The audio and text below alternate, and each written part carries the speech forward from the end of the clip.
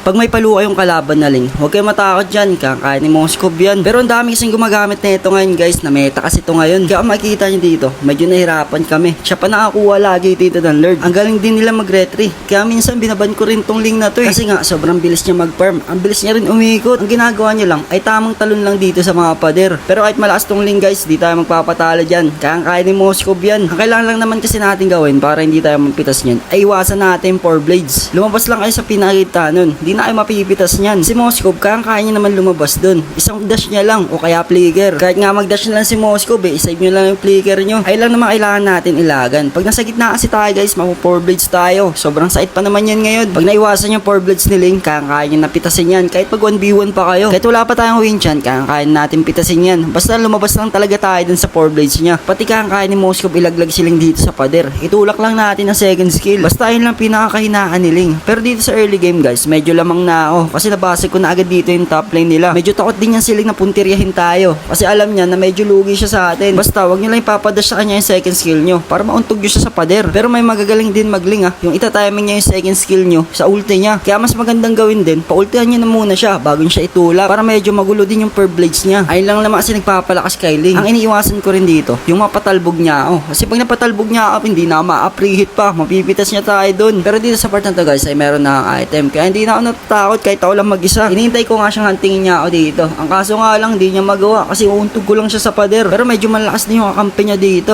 Kaya medyo nahirapan din kami. Lalo na yung explain nila dito. Medyo nahirapan ako pag nag-ulti siya. Hindi ako makadash. Sobrang hapdi niya pa pag yung isa ginamit niya. Pero syempre, di tayo magpapatalo dyan. Binala ko na rin sana dito tapusin yung laban ng Segway lang. Kasi hindi nila ako mapalagan dito at walang humarap sa akin para mag-dip. Kaya kung makikita niyo dito guys, mamamain lang ni Moskov yung mga magdidip. Sayang lang kasi meron siyang flicker dito. Pitas na sana. Nag-flicker ako dito pero di ko na pinilit. Lamang na kasi tayo dito kasi mega clips na tayo. Pero syempre, kailangan pa rin natin mag-ingat. Medyo palu dito yung Ling. Pero may win chant naman na ako dito. Hindi niya na ako magagalaw dito at mahan. Pero dito sa part na to guys, akala ko matatalo na kami. Grabe kasi dito yung explain nila. Ang ganda ng set. Pinasok pa kami sa loob ng tore. Pero mabuti na lang kasi di agad nilang tapos dito yung laro. Nakapag-dep agad kami. Dalawa lang problema namin dito, XP Chakor. Ito si Leslie, kaya naman natin yan. Maunahan lang natin yan, di na yung makakapalag pa. Kaya nga napitas ko siya agad. Pagkapitas ko, binasag ko na agad dito yung mid lane nila. Kinuha na rin namin dito yung Lord. Ang kaso nga lang, malupit talaga dito yung Ling. Nakuha niya pa dito yung Lord. Nagulat din ako kasi biglang napuno dito yung buhay niya. Pero syempre, sasaglitin lang natin yan. Kompleto na yung item natin. Inuna ko na rin dito yung MM nila para wala na silang preheat. Syempre, dahil tatlo na nga ubos sa kanila, ang ginawa namin dito ay nagbid na agad. Napansin ko rin na endable dito sa top, kaya umakit na ako. At ang ginawa ko ay pinitas ko na agad dito yung XP nila. Taas pa nga siya dito. Pero syempre, din natin yung papataasin pa. Nung pagkapitas ko sa kanya dito, tinapos na agad namin yung laro. Basta yun lang gawin nyo guys, ilagan nyo lang yung ulti dito nila. Pag nagawa nyo yun, ay di na yung makakasabay pa sa inyo. Nice game dito sa mga nakalaban ko at mga nakakampi.